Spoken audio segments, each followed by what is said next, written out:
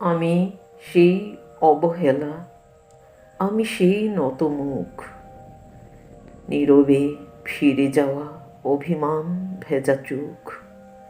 আমাকে গ্রহণ করো।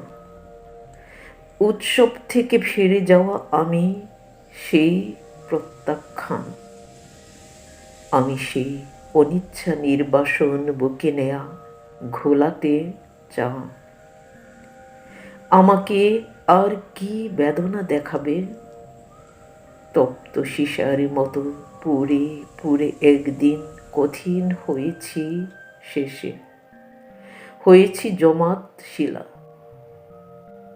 তবু সেই পাথরের অন্তর থেকে কেঁদে ওঠে এক রাস জলের আকুতি।